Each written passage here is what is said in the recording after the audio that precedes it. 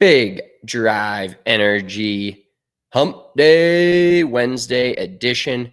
It's Waste Management Open Week.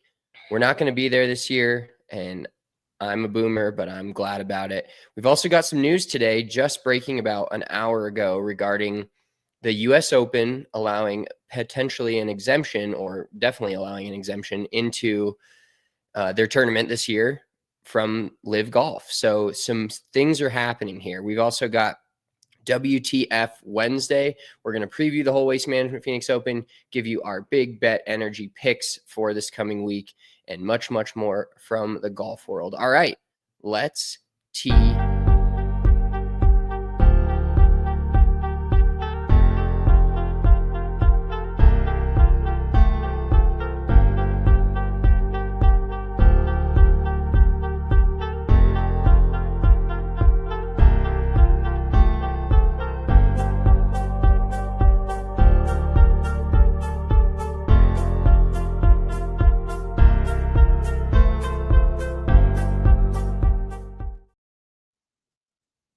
Big Drive Energy Hump Day Wednesday edition. We're just rock stars. We're on track. We're on time. We're fucking doing a show Monday, Wednesday. Look at us go. Just a couple of podcasters. See, funny enough, I was actually just going to talk about this at the beginning of the show. My time management is just garbage. It's so bad. I've been getting more into a gym routine. I probably mentioned it on every single pod at this point, but you know how you like work it back in your mind. I'm like, okay, we're doing a pod at 2. I got to stop at the grocery store, like 15, 20 minutes, not very many things. It takes like 10 minutes to get there, go to the gym for like 45 minutes to an hour. So I'm like, I got to leave by like 11:15 to give myself some wiggle room. I leave at like 11:45 for no reason because I'm looking at the fucking stock market, just getting pissed off about losing money. Time to buy. It's time to buy. Buy it up. Yeah.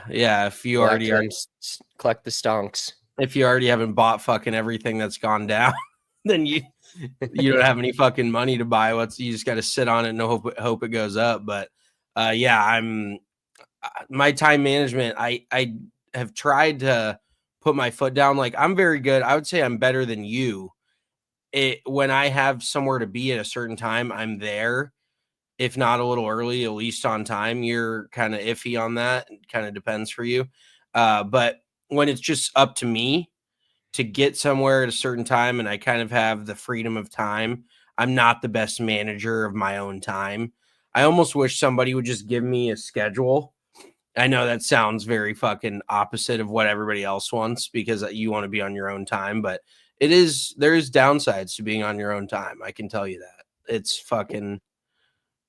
Go ahead. Yeah, I'm one of the worst in time management, and I'm not late. I'm fashionably late, as one might like to call it. Like if you expect me to be somewhere at noon, most of the time it's like 12:03 to 12:05.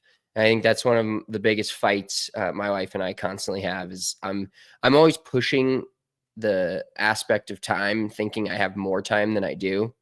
And I think one of the biggest issues for me is once I make a drive once in 12 minutes, my head says that drive takes 12 minutes every fucking time. Doesn't matter the traffic, doesn't matter the time of day. One time I made it in 12 minutes, so now every time I can make it in 12 minutes. And that's just not how it goes. And I know that, but mentally I still stay in that rut of thinking I can make it in that exact 12 minutes, which causes me to be that 2 to 3 minutes late with the traffic. And I can't get out of that. But I also have a problem with having too much time, being too ready, and then deciding that there's other things that I can fit into that next 10 minutes before I need to leave. And then that takes 12 to 15 minutes. Then I'm 5 minutes late again. It's just a vicious cycle for me against the clock. Yeah, it's a tale as old as time. I don't think we're the only ones, but you look and you have like 45 minutes. And you're like, oh, I have plenty of time. And you're not dressed, you're not ready or anything. And then all of a sudden you look up and you have 5 minutes and you're still not dressed and ready to go. And you're like, oh, fuck.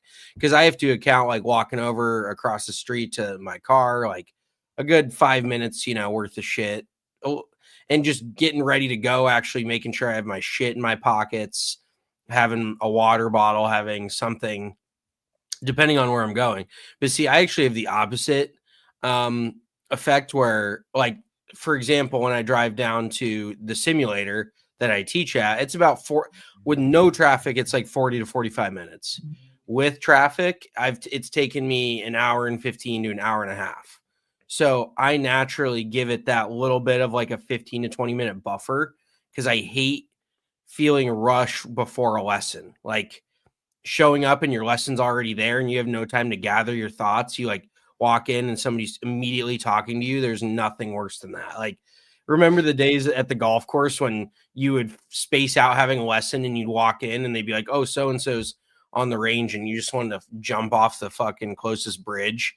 Because that's not a good feeling as a golf pro. Like, it's kind of the same in just my general job. If I have a meeting at 10 a.m., I like to be in the office no later than 9:40 or like 9:30 maybe, because then it gives me that time to put my shit in the fridge or do whatever I need to do versus like rolling in, inevitably somebody's going to say hi to you or you're going to get in a conversation of some sorts. And then you're like, I can't on a call. And then you got to go in there and you have to lock it in. And then if there's anything you had to prepare, which you probably didn't before, I'm just speaking for myself here, then I'm like trying to prepare as everybody's doing their, standard work call hellos and how's your day and what's the weather like and my kid did this and that, that whole corporate jargon that you start off every call with. And I hate it. But I just constantly keep doing it to myself, and I'm all over the place mentally, just constantly. And there's always a monkey wrench thrown into what I think my perfect plan for the day is, inevitably. And making a kid is added like 10 monkey wrenches into every hour because I have to just dedicate time to pick up after him. That's like a dedicated time of my day. Just watching him throw shit off the shelves and just stare me in the eye and then act like this morning he pointed down to the books like they threw themselves off the shelves and was like blaming the books. And I was like, I just saw you look me in the eye and grab that book and stare me straight in the face and throw it on the ground. This is your fault. He's just taunting you, but you gotta put your foot down. I mean, he's basically a full grown man at this point. You gotta fucking show him who's boss and let him know that he's got to pick those books up. I will say too, though, it's funny because people are always like, yeah, well, Spencer's got it.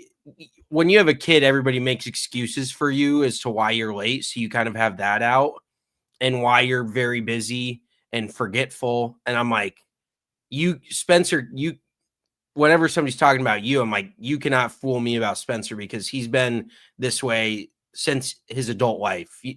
When he was fucking single with no kid 7-8 years ago, he was just as forgetful, just as fucking scatterbrained all over the place. Everything. When you were the assistant pro at Spring Valley, it was like you were fucking president of the United States.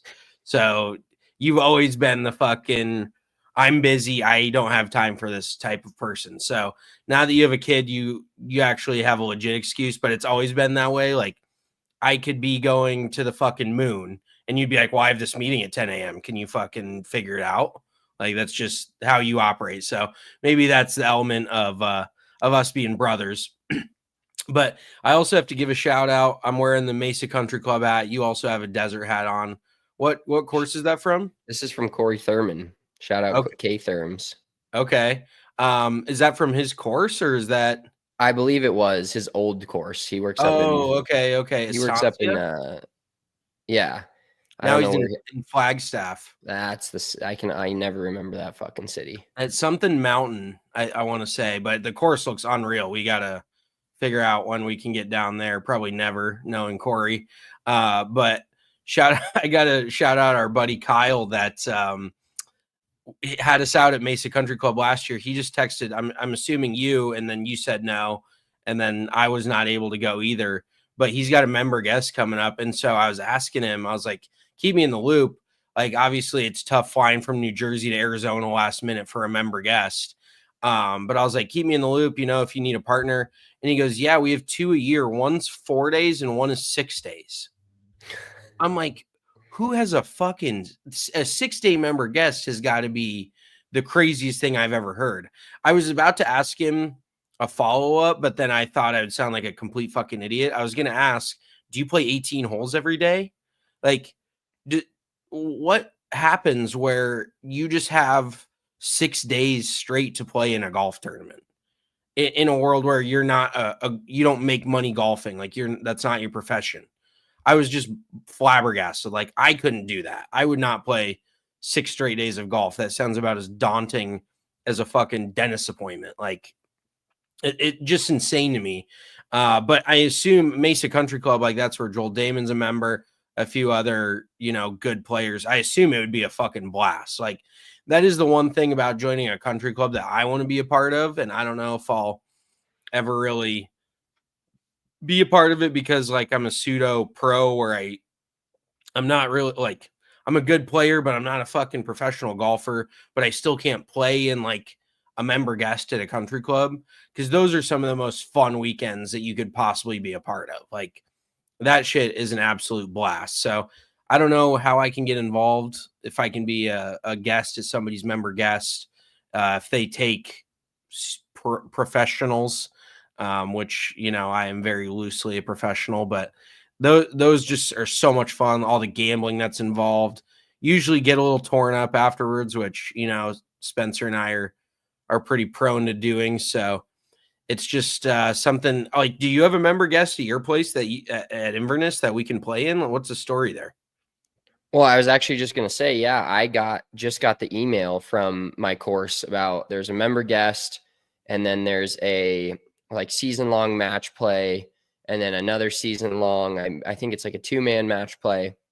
And so I think I'm going to email the pro and just see what I need to do here, see what I need to do to dial in to be able to play in some of this stuff. And like, I don't want to do this because I don't want to talk about what it actually is on the podcast at any point this summer, but I think I just need to get a handicap again. I don't know if I, like can or what the story is, but I think I need to do that. And yeah, my course sent out all their info and it, like the schedule. I think the member guest was like 4 days, but it was like 9 holes, or maybe it was afternoon starts. No, it was 3 days, 2 afternoon starts, and then a morning start. And do you remember when it is? Let me see here. If you can talk as you're so good at doing, and then I can fill in the gaps here with my email. Well, yeah. So, I mean, I'm curious because obviously, number one, you would have to accept me as your member guest partner, which would be probably the biggest hurdle we would incur, because I don't know if you want to do well, maybe you'd have me, but if you just want to actually enjoy yourself, then I would assume you'll look in a different direction. The other hurdle would be, like you said, if we have gin handicaps or not, if they require a gin for the member guest, or if there's a non-flighted championship division, which I think is fair. Like, if you want to play in the championship division, it should be gross only. You shouldn't be playing fucking handicaps there. Here's the schedule. I got you if you want to listen in. Okay. July 23rd through 26th. Okay. It's 54 teams, open to all levels. So Wednesday the 23rd is a practice round, optional skins game. Thursday, 2-player scramble, afternoon shotgun, daily money games for all flights. Calcutta with dinner begins at 6:30. Friday, 2-player best ball, afternoon shotgun, with dinner at 6:30. And then Saturday, the 26th, 2-player greensomes, morning shotgun, daily money games, lunch and awards after. Flighted, combined 3-day scores, tee prizes for both players, blah, blah, blah. So that's... Does it mention anything about gin handicap required? Well, I would assume so, yes, because it says to sign up, please use the following GGID for Golf Genius. You'll need to provide your guest name, email address, gin number, handicap index, and mobile phone number. So maybe just reach out to the pro. I am going to reach out to him and just say, hey, like I'd even play off like a +3 or 4. Like, I'm probably not that. I'm probably somewhere between a scratch and if you want to win and someone with a gin. Yeah. Shout out Greg. We were talking about that too. Well, the thing is, I do want to have a handicap for the general idea that I don't assume there's like a gross flight where it's just, you can just play everybody straight up. I think this is very net specific. So I'm actually kind of not worried about winning. I don't know. I just have this weird, not that I'm saying we're going to win, like we'll probably get murked, but there's a chance we do. And then if we win and we're the new guys in this Calcutta and I have like a 6 handicap, which is probably pretty accurate according to some of my golf scores, then I just feel dirty, dude. Even when I play in my sim league and I have to take a pop on a hole, I purposely triple bogeyed a par 5 at Pebble last week because I had a pop on it. I didn't purposely bogey it or triple it, but I did triple it because I feel scummy taking strokes, dude. I hate it. Yeah, it is. It is a very, like, when you get into the realm of playing money games with other pros, it's almost disrespectful to like ask for strokes or offer strokes. Like, it's kind of an unsaid thing, no matter if I am better than, it, because realistically there's a chance you could shoot 85 or you could shoot 68. Like, those are both very realistic things. But that's the problem, is if you come in and you're a 2 handicap, net is for pussies, straight up only. Exactly, Greg. That is 100% kind of the mentality you get once you become a good golfer and people start hounding you for strokes. It is immediately the biggest thing that turns you off. When you play a match against somebody who is a pretty good player, but they pretend like you're fucking Scottie Scheffler, and they're like, "Oh, dude, you got to give me 5 aside." Like, I got to say, Mark Mosier, he fucking needled me for strokes a few times, and then I was giving him 4 or 5 shots on a side because he's like, "Oh, I'm a 10, I'm an 8." I think one time I gave him 4 shots on a side. He shot 38 with a double bogey. So in match play, he essentially was making par on everything, and then I think threw in a couple birdies. So I would have had to shoot fucking 33 to push, or pretty close to it. So it's one of those where, and me personally, so I'm not PGA, so I'm trapped in a no man's land of I can't necessarily play. Maybe I'll reach out to the head of the PGA here and see if I can play in like some pro-am shit. I don't care if I get ran. Like, I just want to go play and stuff, and meet guys. But I'm not an amateur, so I can't play in amateur stuff. So I'm just in this no man's land of like, I got to play in fucking state opens. But my biggest gripe, I'm not against having a gin. Like, I'm fine with that. But my biggest problem is I don't play a lot of tournament golf now. And I don't fucking score 18 holes. I don't hole out every single putt during an 18-hole round. I can't remember the last time I did that. Like, for a score for no reason. You know what I mean? Like, I don't go out on the golf course to shoot a score to enter into my gin. And maybe part of me is afraid to do that because I fire a fucking 75 and I'm like, oh, I fucking suck. Like, I'm a 2-3 handicap now. But it's just one of those where I don't have the time. I hop out and play 6 to 12 holes at a time before I teach. It's just, I very rarely, and then we go out, and if I go out with my buddies, we're playing a match, and that's gimmies, and it's just very rare that I actually hole 18 putts. I can't remember the last time I holed 18 putts during a round of golf. Let's just put it that way.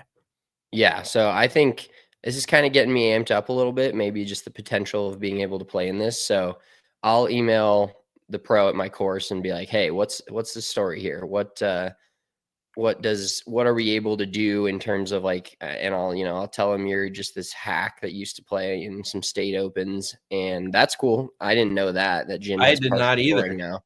Okay. Because we are the king of like the 3 or 6 holes, get out there for an hour, bang out as many as you can, and then go home or go back to your lesson or whatever it ends up being. Yeah. That's golf. Like, if you're a golf professional, that's golf for you. Unless you're going to play in a pro-am and playing the full 18 and doing a whole tournament scenario, it's very rare that you just tee up on 1 and finish 18 without 4 calls from the shop or a lesson, or, the sprinkler goes out on 5 and then you got to call the fucking superintendent who has to come back from his house. These are all very real things that have happened. Yeah, I'm speaking from experience here. So I'm excited though. I'm kind of getting a little bug to, play in these, and just the camaraderie of a member guest is electric, and the group of dudes and meeting everyone, because that's the thing too, is I'm pretty new to my course. And ironically, the dudes I've talked to the most were members at Spring Valley who I saw at Inverness on Monday when I was hitting balls, both the dad and the son that played out at Spring Valley, and they had no clue who I was off the hop.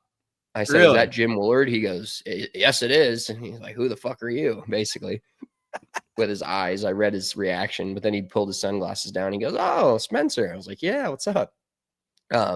But so I haven't talked to a lot of guys out there, and I want to get like, that's part of being part of a country club and knowing the guys and getting to hang out with a bunch of guys your age that work their bag off all day and just get away for golf. It's not necessarily like that for me.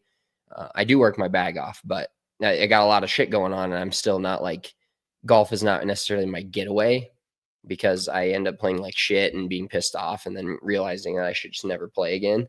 And then I get excited 2 weeks later to play again. Same process. So I would be honored to be your member guest partner if we can get that sorted out, because I just think we would have so much fucking fun. We haven't done that in like over 10 years. So I think we would have a fucking blast doing that. I would probably end up bitching. We would end up in a fight at some point or another throughout the week. But maybe now that we've gotten older, that would kind of be the ultimate test, is we saw each other as teenagers, pretty fiery, throwing clubs, getting pissed. Like, would that same passion and anger still come out today, or would we just like appreciate the days and go out and have a good time? Yeah, it is a good litmus test for our relationship, if you will. Our relationship on the golf course, more specifically. Yep. All right, let's get into some professional golf talk, not this semi-pro amateur shit that we're attempting to do Will Ferrell style.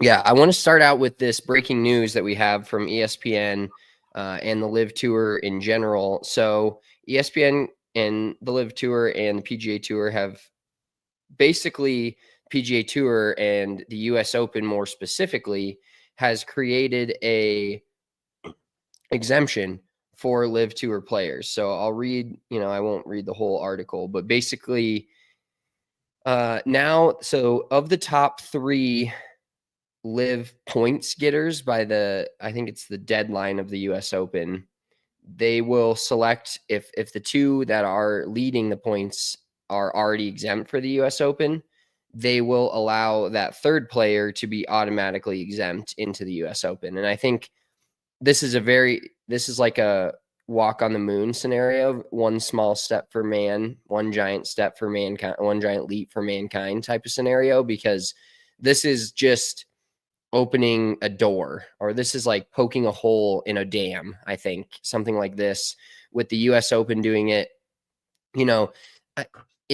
each major has its own governing board and kind of runs their things their own way. And it'll be interesting to see, because even though the PGA Tour and the DP World Tour are very together, if you will, remember when we did that pod and they all kind of came together under one umbrella? It wasn't really that way. It seemed that way at the start. But the DP World Tour is much more open, of course, to Live Tour players playing in their tournaments. I mean, Tyrrell Hatton's been playing DP World Tours the last like 3-4 weeks and just been in every event. So they're more open to it than the PGA Tour is. But then you have these separate entities like the US Open, and the Masters is clearly the highest, but the Masters is also, they can just invite anyone. They don't have like, you can't show up at your local club and then go to your locals club and then end up in the US Open or in the Masters like you can in the US Open. So the Masters is different in that aspect, that they just kind of invite anyone. So I would imagine if there's a few Live guys that are playing well, obviously there's a good 4 or 5 that have already won the Masters that will be in the Masters every single year going up until they die or until they get too old. And maybe Dustin Johnson will be out there at like 70 with his fucking overalls on. Like, what's that dude's name that shows up every year and shoots? Sandy Lyle. I don't think Dustin Johnson won a Masters. He did. He won the COVID Masters. Oh, fuck, dude. In November. Holy shit. That is insane. Like, I don't want to get too far off track, but Dustin Johnson has, if you had to pick one dude from Live that was like very, very relevant, and like, I still think he's a top 5, top 10 ball striker of all time. I tweeted it a few days ago, to just being an absolute fucking nobody. Like, haven't seen the dude post a good golf score in years. And just to remember that during 2020, he won the fucking Masters, like bananas. He did win the live tournament we went to in Oklahoma. Did he really? Yeah. For some reason, I thought Cam Smith won that.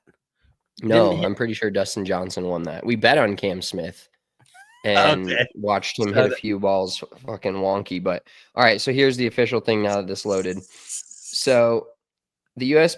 became the first major open to publish a direct pathway for live players on Wednesday, announcing a new exemption category that awards one spot to the leading player from among the top 3 at live's halfway point this year. The next exemption category will include one spot this year from the May 19th standings in live. Starting with the 2026 U.S. Open, the USGA will take the leading player in the final 2025 individual standings, along with the leading player from the May 18th, 2026 list. So there's that cutoff date where they'll take a player. This year, it's just the cutoff date. They're not taking the number 1 player in the standings from 2024. But next year, so this is basically just another avenue for live guys to be dialed in all year. Now, I know they have some different rules when it comes to playing in their events because there are less of them. And so they're not like PGA Tour pros where, like, let's say a Rory McIlroy, for instance, where he's basically can be in every single PGA Tour event he wants to be, but he gets to pick and choose his schedule. Now they have like a hybrid system in the PGA Tour with the signature events where you're kind of voluntold to play in those, but a lot of the guys want to just because of the payout and the no cut, and they know they're going to play all 4 days. It's just an easier schedule than like maybe having a bad week and having to fly out Friday night, get back to your family or whatever. But the exemption will go to the leading player not exempt, and they must be in the top 3 in the standings. So if you have Brooks Koepka, Dustin Johnson, and who else has won a U.S. Open on the Live Tour? I was just gonna say Brooks Koepka. Brooks Bryson. Koepka. There's a good one. There we Bryce, go. So if you have Bryson, Brooks, and Dustin in the top 3, they're getting exempt, but they're not like going further down the list until there's somebody that's not already exempt. So it says the other majors have not turned away players from the Saudi-backed Live Golf League. The Masters had invited Joaquin Niemann each of the last 2 years, although Augusta National based that on his international play. The PGA Championship has invited live players based on their world ranking, and for 2024 at Valhalla, invited Taylor Gooch, who had won 3 times on the Live Tour the previous year. But the PGA of America does not have specific criteria, lumping live players and other special invitations. Niemann and Sergio Garcia have already received PGA Championship invitations for 2025. Did you see the comments about Brandel Chambly ripping Joaquin Niemann too?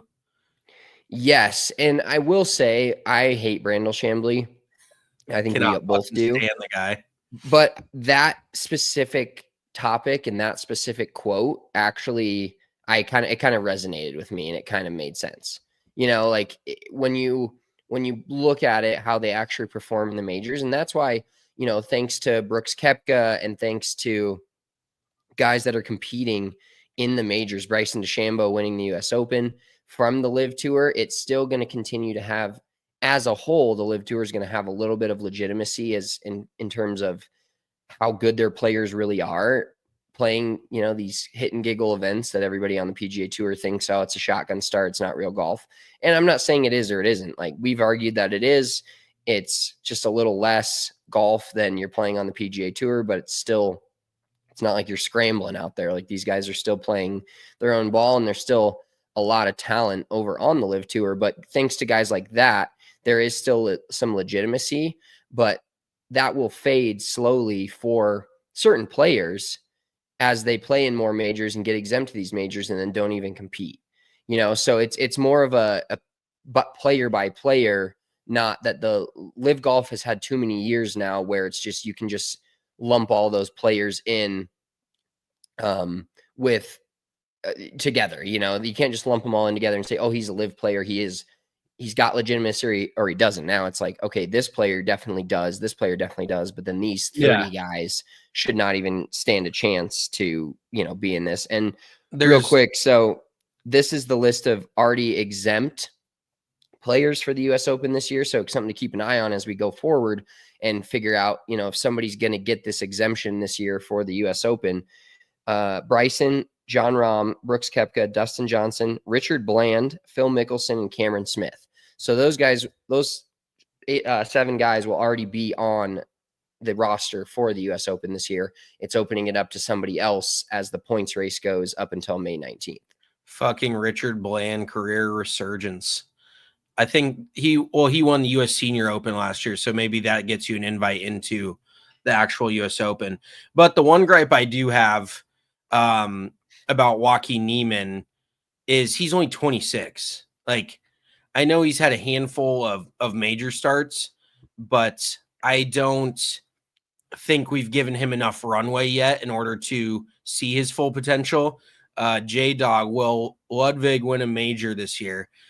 All the points, all the signs point to him winning a major, but he just seems like that dude that gets injured and isn't. I know it sounds dumb because it's golf, but he isn't really tough. Like, he's not a gritty dude. He doesn't battle it out. Seems like he just kind of fucking packs it in. I mean, at Torrey, he just withdrew like day 2. Greg, Liv also changed their tournaments for every score counting now. First step in official world golf rankings. That's fair. That also checks out as well. I love when our commenters, specifically Greg, can inform us on things.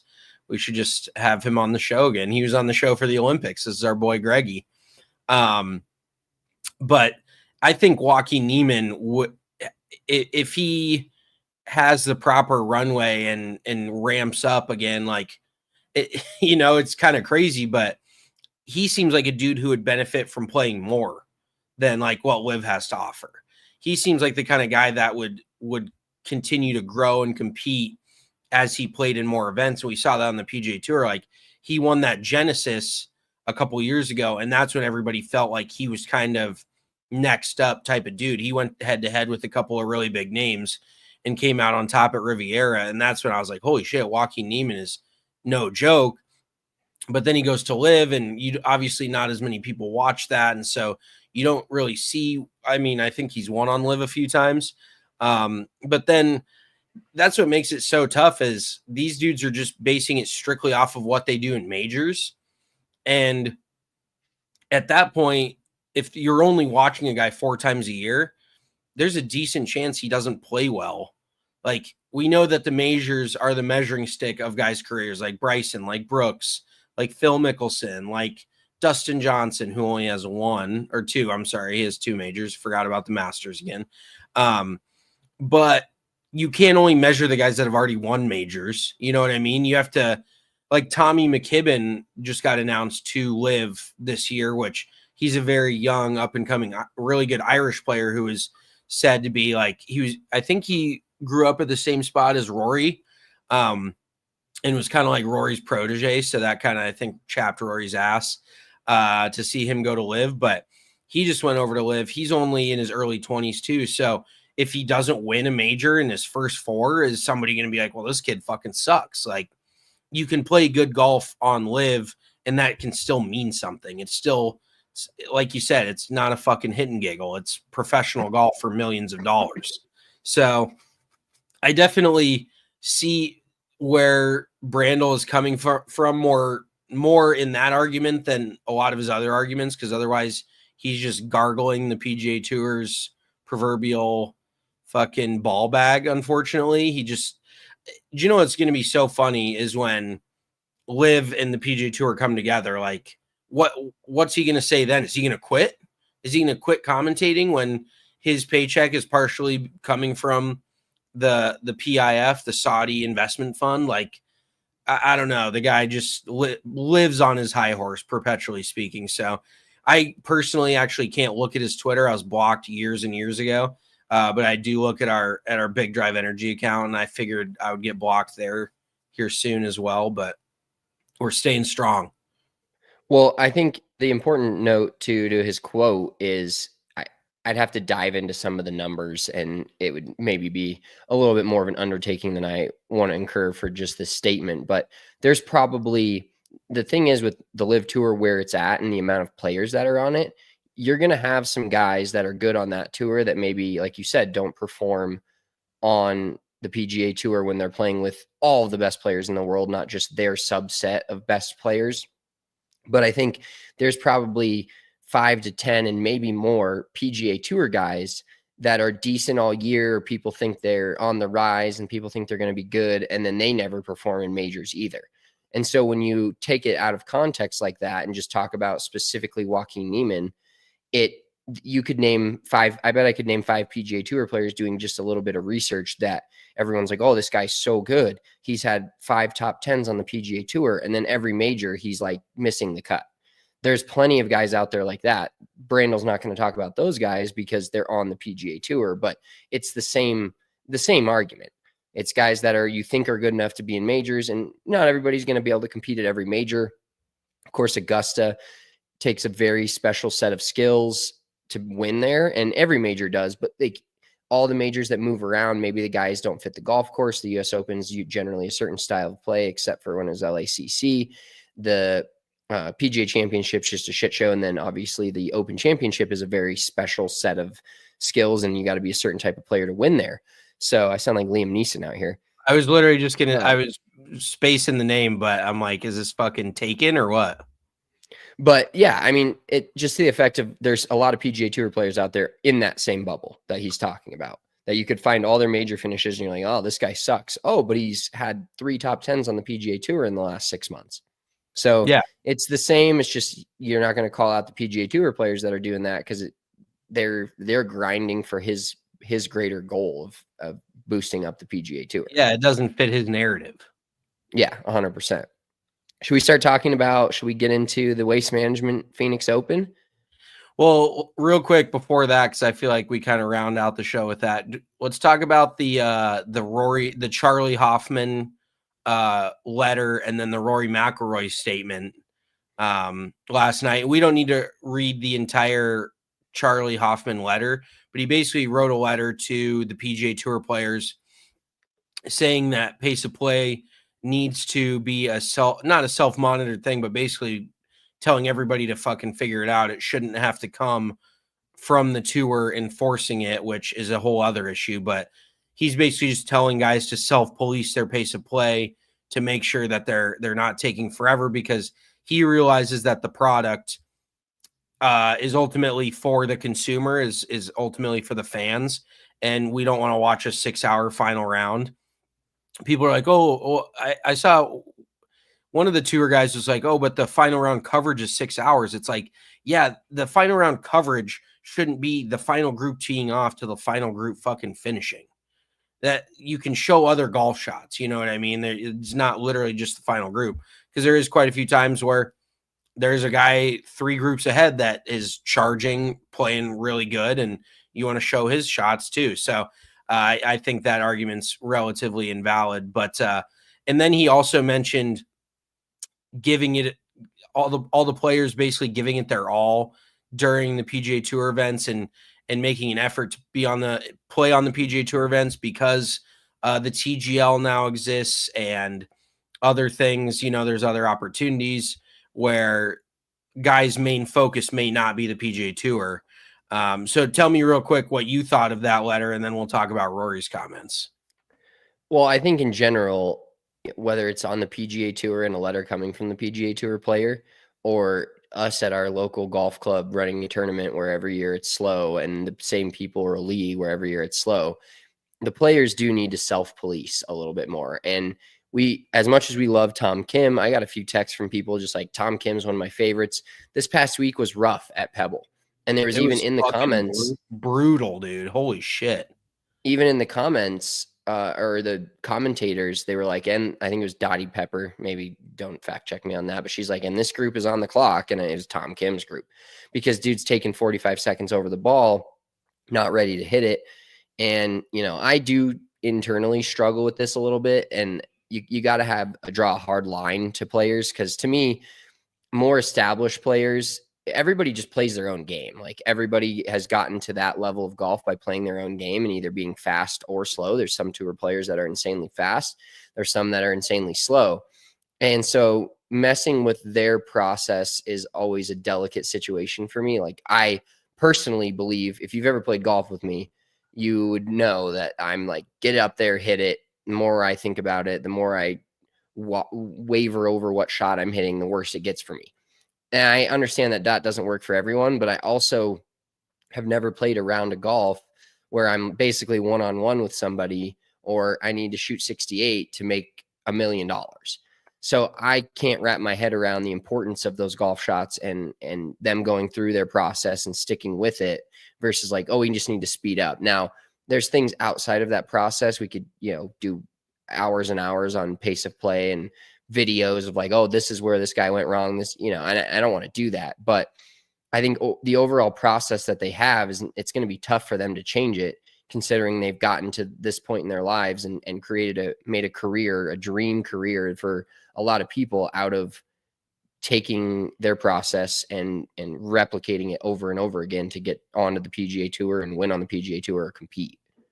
Yeah, no, I totally agree. It's so tough to speed up your routine once you have that routine, but it is something that I've heard comments in the past made about like, you must not have that many friends if somebody hasn't called you out for that type of thing. Like, if you're a teenager and you're a good golfer, but you're that slow and nobody has the balls to be like, dude, you gotta fucking speed up, because there's junior kids are just as much victim of it, or, they do it just as much as these PGA Tour guys. And sometimes even junior kids are worse. First of all, because they're not shooting 65. And second of all, because they are so wrapped up in like looking cool and thinking that they need to do this whole long drawn out fucking practice swings and waggles and this. And it's like, dude, just step up and hit it. But it does start at a young age, where if you are used to having a slow routine and nobody calls you on it, you're just going to continue to do that. And speaking of routine, well, real quick, I got to say, because Matt Fitzpatrick came out and said something about pace of play as well, because he's a pretty damn fast player. Guess who he got paired with in round one, or the first two rounds of the Waste Management? Oh, I saw this. It was Brian Harmon and who was the other guy? Webb Simpson. Two very slow guys. Yeah, so they're like, oh, you want to fucking see slow, buddy? Get ready to learn 6 hours. One other quick, well, no, I guess I'll talk about it a little bit during the Waste Management, but also the Lucas Glover comments I thought were pretty poignant. I would say he has his own podcast, I guess, which I don't think he does. I think he was a guest on the PGA Tour podcast. I saw the stamp that said the Lucas Glover podcast. Oh shit. Okay. Well, maybe it was not. Maybe it was the Lucas Glover episode where they interview different tour players. Yeah. Okay. I can't imagine a guy like that would have his own podcast. Maybe dude, he's like a 15, 20-year tour veteran. Like, he's kind of been around the block. I would say him and Charley Hoffman are somewhat in the same boat, where you see them compete and they've been around for 2 decades, and their longevity is really kind of what's been impressive, because they're still out there in their 40s fucking playing good golf. But Lucas Glover basically came out and said that they should outlaw aim point, which, if you watch any golf, you've seen Keegan Bradley, you've seen all the guys walk up on their line. Who else does aim point right off the top of your head? Well, doesn't Max Homa? Max, that picture that I originally had of our thumbnail was him doing the back there, doing this, and then inevitably walking up and stomping around the hole. Yeah, well, and so that's what Lucas Glover mentioned, is it's pretty rude. Okay, he does have a podcast on Sirius XM. That's what I thought. It's Sirius XM just has so much content because they just have fucking hours and hours to fill of all these random channels. It's like when you get down into you look at your cable and you're like, holy shit, what's channel 1200? And it's just the most random fucking thing you've ever seen in your life. But that's somehow a TV show. So I would honestly be interested to hear Lucas Glover, just his perspective, because he's been around for so long. I was gonna make a joke about his wife, but that's I think we'll just leave that one alone. But yeah, the whole idea of stomping around the hole, like, I've rarely seen a dude that does aim point like go up and look for somebody else's line and make sure they're not stepping in it. It's just like, well, this is around my line. I'm just gonna fucking stomp around like I'm a little toy soldier here all over my fucking line. And then it takes forever. And there is Aim Point Express, which I have learned, and it's pretty fucking quick. And these dudes, like you said, kind of going back to the whole process thing, I don't think that, because there's so much on the line, they're like, well, why wouldn't I take the extra 15 seconds? So that's really where the tour has to come in and be like, we got to draw the line somewhere. And the LPGA Tour actually came out with a lot of their pace of play rules, and they're doubling their fines for slow play. So the LPGA is not fucking around. Like, they unfortunately seem like they're more well run than the PGA Tour. So maybe the PGA Tour needs to take a few notes, but yeah, the outlawing of the aim point, I think, would be very interesting, because you're outlawing those green books were already outlawed. Now you're outlawing aim point. So there really is going to be some natural ability that comes into play, which is kind of the point of professional golf, is to see these dudes' natural capabilities on the course. So that could be an interesting thing that comes down here in the next, year or so. Who knows? Everything always takes forever. So, yeah. Well, speaking on viewership, just in general, I wanted to get this point out there during this pod. So we talked about last week when we were previewing Pebble Beach and saying there's no NFL football this weekend. It's time for the PGA Tour to shine. And they did. And Rory really stuck it to everybody that he, all his haters in terms of like, oh, you're just a PGA Tour shill and blah, blah, blah. Like, he still gets the views. And the final round was up over 3.3 million in views. And we talked about, I believe, what was it, the American Express or that was like 230,000 viewers in the final round. Like, exactly. talk about a pendulum swing. That's literally 15 times the viewers that were watching the Amex. So yeah, I definitely think the course has something to do with it as well. Being at Pebble, that's generally going to pull better ratings. But then you have Rory McIlroy at the top of the leaderboard, and he did kind of put his money where his mouth is and be like, yeah, I'm still a pretty big draw. Unfortunately, we can't watch him a lot of weekends at the majors. But hopefully, if we get him in the mix at some point, sorry, I just had to throw a little joke in there. I do think he's going to win a major this year. I'll say it again. But I didn't even get to Rory's comments back at Charley Hoffman. He said after the TGL, did you hear what he said? He was like, well, the PGA Tour owns 20% of LIV, so you're bashing your own product. It's like the TGL. TGL and LIV. The PGA Tour owns 20% of the TGL. So you're kind of bashing your own product. And it's like, if you don't play in the TGL and you're on tour, how much do you really give a shit about the TGL? You don't. I wouldn't just flat out. You probably don't. Yeah. Because I don't think, even though they're two of the same entity, a very different version of the same entity, I don't think one draws to the other. Because like, I think TGL is for a very specific type of watcher, and people that watch the PGA Tour will watch the TGL. But if you're interested in the TGL and maybe you liked Tom Kim and you're kind of a fringe golf fan, I don't think you turned on Pebble Beach and like looked for Tom Kim. Like in a way, Full Swing, which comes out here soon, got people to do that.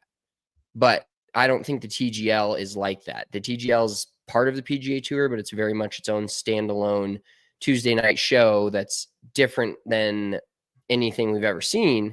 And the technology is insane, but it doesn't translate to me to people then all of a sudden turning on 18 holes of golf 4 days in a row and watching and spending their weekend watching golf, 6+ hours of coverage. You either watch golf or you don't, I think.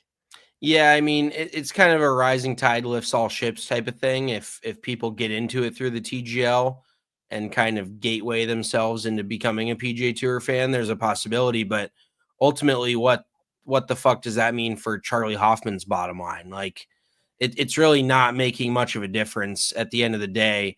And the PGA Tour guys that aren't, I mean, 95% of the PGA Tour guys are not a part of the TGL. Maybe not 95% of like total golfers that compete in PGA Tour events really could not give less of a fuck. But I was also kind of thinking about this as well. Do you think part of the reason the TGL was built is because that's a clear money-making entity that then can boost, if the PGA Tour owns part of the TGL, that could boost the evaluation of the PGA Tour when LIV goes to invest in them and gets a bigger payout, possibly for anybody that gets paid out when the PGA Tour gets their investment from LIV. Like, I kind of looked at it from a business side because clearly the TGL's a money grab. But if it gets viewers and they're selling commercials and doing well, then that is kind of a added thing to the portfolio of the PGA Tour that when they turn to an investor, the PIF, and say, hey, this is our revenue, yada, yada, yada. Greg Gomez, in my opinion, if they have more public courses than the public play, I didn't get to read that whole comment. Viewership will, yes, if they have more public courses that the public can play, viewership would go up. I agree with that too. Like, there's a lot of golf courses that a lot of people don't give a fuck about. Like, for instance, Torrey Pines definitely draws, but then you go to like Hawaii and that's kind of its own animal. But I think like a few of the golf courses in Florida, that's why TPC Sawgrass always pops. But then you have a few like private country clubs in Florida where you're like, I don't really care. So yeah, I definitely think playing public golf would definitely help. And going back to the TGL, I've made comments about that as well. But playing golf courses that people are even somewhat familiar with on the TGL, I think would be pretty cool. Like, not even just standard tour courses, but play like that course in New Zealand that's so popular. Play places down in Australia. Play places in Denmark. Play places all over the world. Not just these fantasy volcano fucking crazy pinball holes. Like, they basically have the TGL set up as an arcade game, in my opinion. Yeah, which I kind of agree with at the same point. Like, it's fun to see them play holes that are not even real, like it's like Golden Tee or some shit. But then at the same time, does it make it as relatable to the viewer? No, it doesn't. It's just a matter of the actual. And then you had I actually forgot the TGL was on last night, so that shows you how dialed in I am on it, especially when it's not a Tiger or a Rory. And I think actually, ironically, Rory was in it last night. So I caught like 2 or 3 holes. There was a blowout, so I flipped it back to another blowout. But the TGL in general is just like, it's kind of just there now. It was exciting, and then there's people that watch it, and there's people that are dialed in on it. And I think, there's people that are also just dialed in based on the location of the team or the name of the team. Like, if you're from the Bay and you're a Bay Golf Club fan, like, I do see a little bit of attachment to that, but we don't have one where we're from at all. So I can't, and I don't love any single player enough to just like attach to their team. So I think it's just kind of this thing that's out there now. I mean, they're still going to do viewership on Tuesday nights. It's still a good product overall for what it is. But then they had a shot not get picked up by the simulator last night, which is ultimate disaster for any sim golf. If you've played enough sim golf, you've had a few shots here or there that have fucking just not shown up. Sometimes it can be good, sometimes it can be bad, but it's just in the scope of the TGL, it's a bad thing. Oh, that is something that they can absolutely, and I'll double down. I've said it. You cannot have the fucking any sort of I'm blanking on the word here, but you can't have any sort of doubt in your mind that this is completely legitimate in order to have people gamble on it. Like, I saw people posting their gambling bets for the TGL on Twitter, and that's when you really do need to probably call the hotline, because you should not be gambling on this fake golf shit. It's basically like if you could gamble on the WWE, would you do it when you already know the outcome or somebody already knows the outcome? I know I personally would not. So they need to bring TrackMan back or bring TrackMan on to have some legitimacy in their readings and all of that shit, because it just makes the product that much more illegitimate. Like, they might as well just fucking put the circus tent back up and go play it in there if they're going to have this full swing Dave and Buster's type fucking simulator that Tiger Woods is flying in a wedge 30 yards too far, which probably hasn't been done since he was 12. And then you've got Tom Kim drawing the ball, which fucking very rarely happens. Just very many things about the TGL I have not been overly impressed with, mostly the simulator being one of them. And then you've got, I mean, we saw Rory's team just lay down and fucking let their bellies get pet like they're a fucking pet dog, because Rory just flew in from California off his big win. And even Rory, did you see his Instagram story? He posted about his recovery with his Whoop band, how low it was because of his Sunday. So I honestly, if I should have seen that recovery on his Instagram and been like, fucking whoever they're playing tonight is going to beat the shit out of them, because that is essentially what happened. They just laid down and fucking took that L. Yeah, that was some insider information, or anybody that has his Instagram that could have been hopped on for like betting millions purposes. of people follow him. He easily could have fucking seen it like I did. Yeah, let's hop into some betting and talk about the Waste Management Phoenix Open.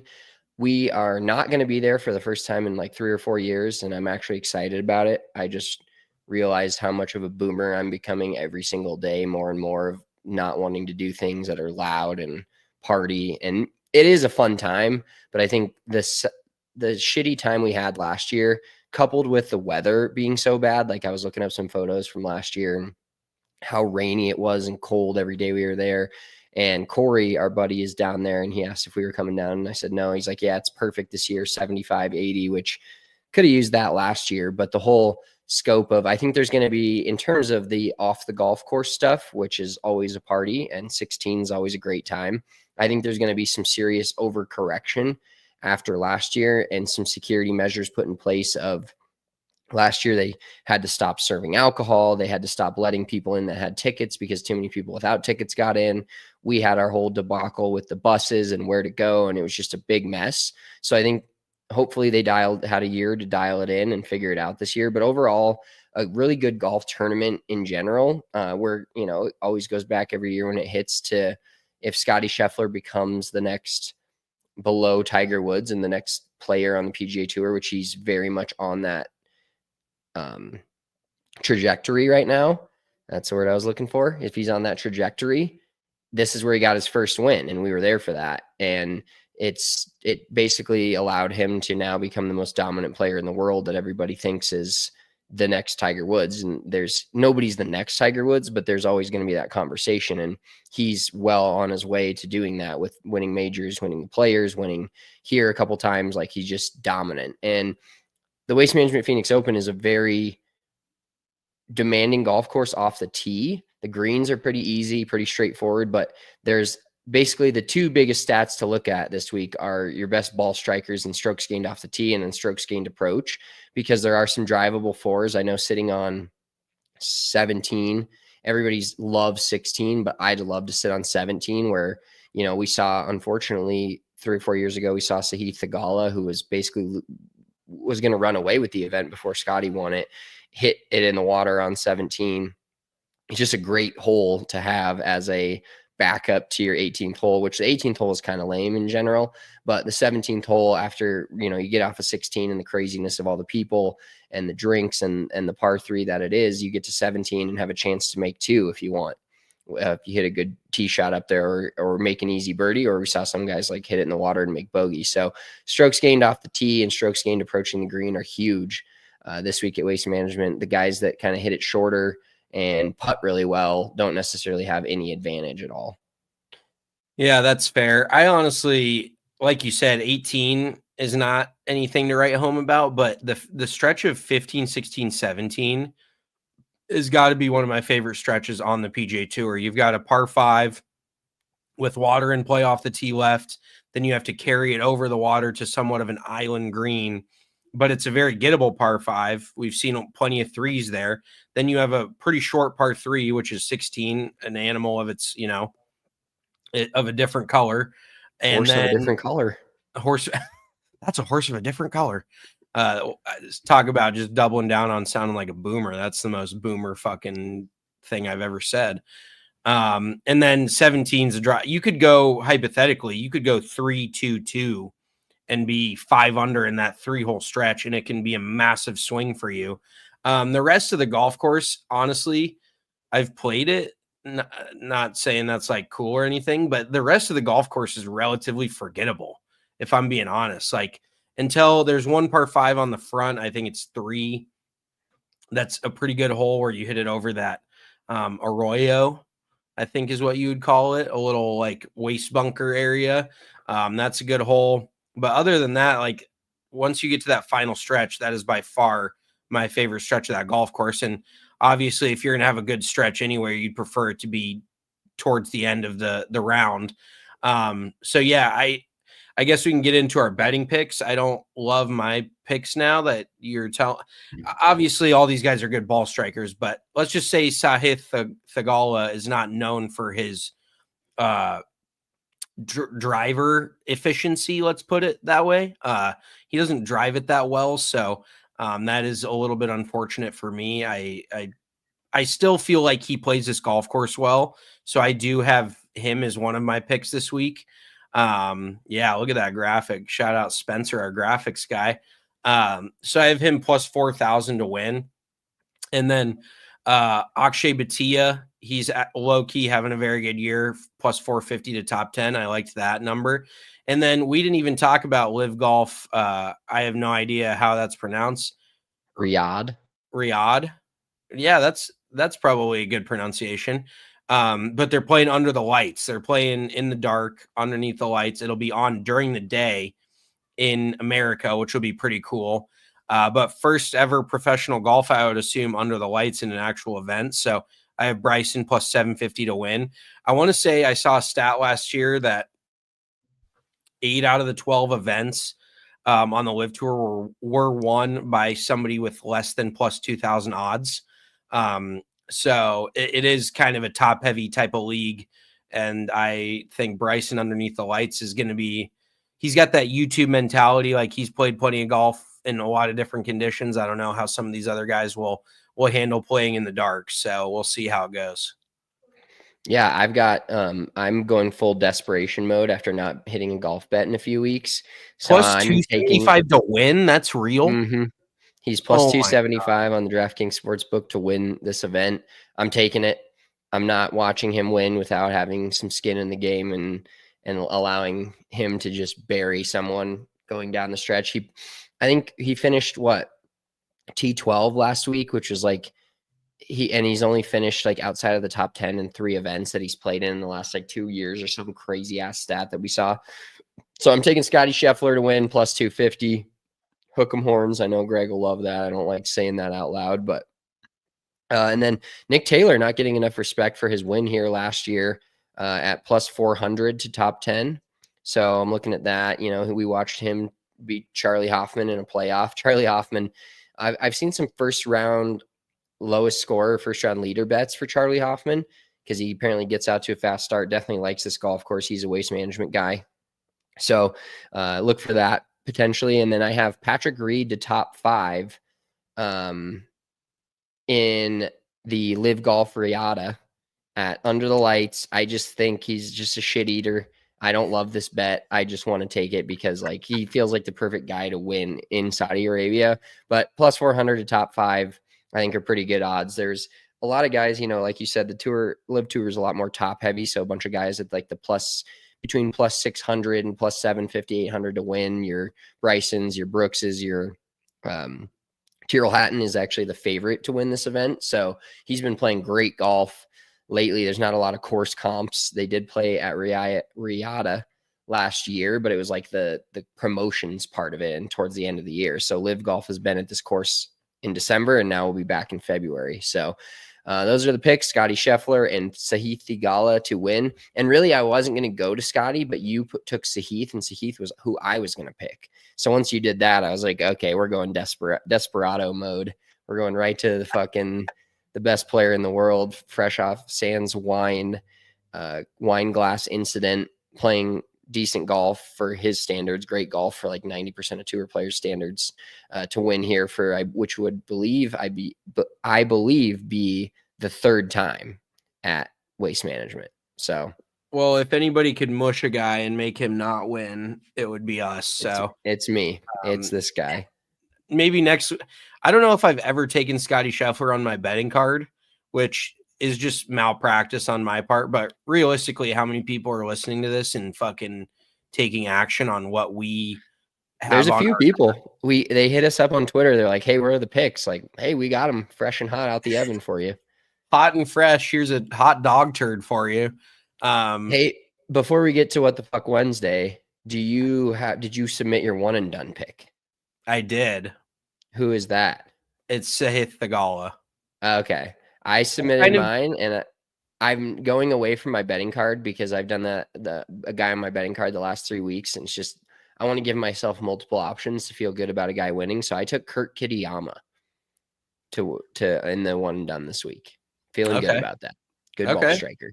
See, in my opinion, I like to double down on whoever I take in my one and done is somebody that I have on my betting card, because eventually that's betting on your team to win scenario where they win, you're happy, and then you also win money. Like that's where I feel like with that. I'm grasping at straws here. I'm throwing shit against the wall. I'm just hoping, because I'm pretty down low in the one and done, and I'm haven't hit a golf bet in a couple weeks. So yeah, no, I feel you. It's rebound week.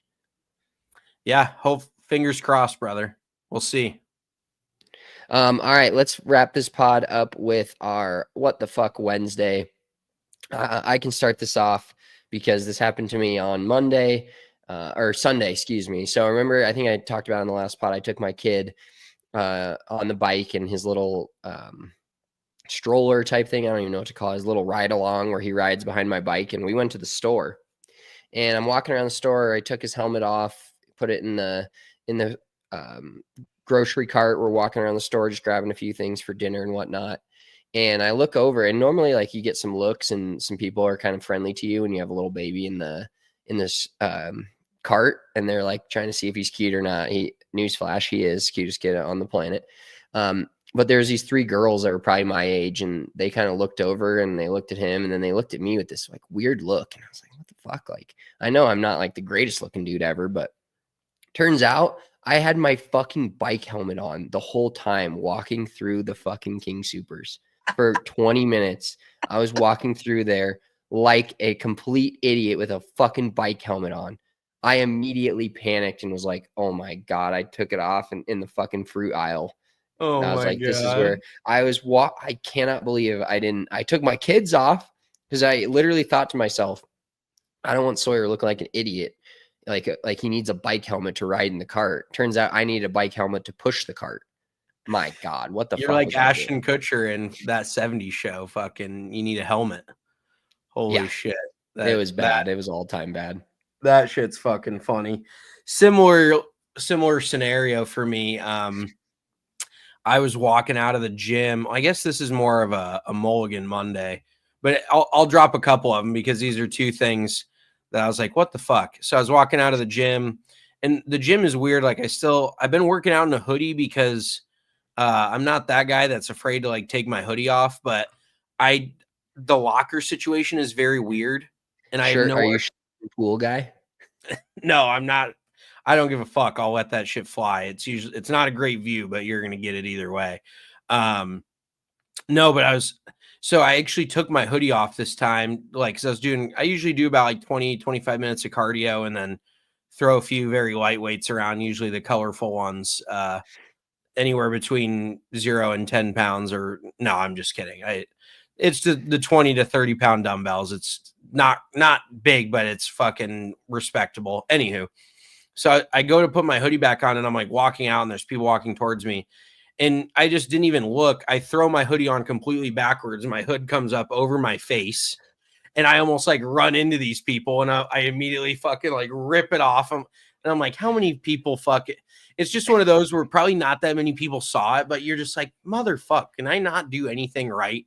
Like, all you had to do is check and make sure it just fucking flips up over my face. I'm disoriented. I was getting waterboarded and I was just so embarrassed. It was not great for me. But then the other one too is, so our TV in the living room has like a mind of its own, and it just randomly like turns back on by itself, and it's fucking creepy. Like in the middle of the night, you fucking wake up and you just hear like this whatever's on the TV, but obviously you're not supposed to be hearing anything. So it generally does scare the shit out of me, and like there's no way to fix it. We've tried, because there's two remotes. There's the cable remote, the Samsung remote. Usually if we turn the TV off with the cable remote, because the cable won't turn on with the TV remote, but the TV will turn off with the cable remote. So it's just like, what the fuck? Why can't this TV just stay off? And then it just scares the shit out of me all the time. And of course, my girlfriend is like, yeah, you need to go out and turn that off. It's never her and she's awake more often than I am. I rarely ever hear it, but if it turns back on, she's like, go turn the TV off out there. I'm like, what the fuck? So I just don't know. Maybe you should just start unplugging it when you go to bed. That's such a pain in the ass though, because it's like behind the entertainment center, and yeah, I figured it's just not worth the effort. I'd rather have the TV turn on. It's one of those where you're like, I'd rather have the potential that it does or doesn't turn on. Yeah. But honestly, it almost feels like you accomplished something when the TV like stays off. Like you didn't do shit, but you're like, fuck yeah, I pressed the button right that time. Like, fuck yeah, you like that shit? You like that yeah. TV? I found the right spot that time. I'm pretty proud of myself. So yeah, those are my what the fuck Wednesdays. I love it. Well, that wraps up this week of Big Drive Energy for us. We appreciate, if you're watching this on the YouTube, hit us with a thumbs up on the way out. We do appreciate that. If you're listening to this on the podcast audio version, go like and subscribe to our show wherever you're listening to this podcast, whether it's Apple Podcasts, Spotify, etc. Make sure you give us a thumbs up, give us a rating. All of that stuff helps us a ton. We appreciate it. Enjoy the Waste Management Phoenix Open, even for those non-golf fans, fringe golf fans. This is one weekend to watch. Hoping for a hole-in-one on 16. Exciting stuff when that does happen, just the crowd and everything. I'm glad I'm not going to be there, but I will be watching that comfortably from my couch. I am pumped. I'm ready for it. Have a great weekend. We will talk to you on Monday with a betting pick. Well, let's drop our Super Bowl predictions. It is Super Bowl week. Oh, Super Bowl predictions. Chiefs 27, Eagles 25. So that's a fucking terrible scenario if the Eagles. Is it the spread 1.5 or wasn't it? I think it's right around. I think it started at 1.5. Okay. I just got to speak it into existence. I'm going to say 20, 27, 24 Eagles. 27, 24 Eagles. A couple tutties from Saquon, like it has been fucking every week. But yeah, I am actually actively rooting for the Eagles this week. So we know how that story goes. Maybe I just need to put a nut on Chiefs. We should have added that to the betting card. Just Chiefs money line, your entire mortgage. Yeah, everything exactly. All American currency in your possession. Chiefs money line. Change your life. Change your life. Super Bowl Sunday. Double your net worth. Yep. That wraps it up for us. Enjoy your Super Bowl weekend. Enjoy Waste Management Phoenix Open. We will talk to you Monday with a recap of the entire thing. It's going to be a blast. Enjoy your weekend. We'll talk to you then. Peace.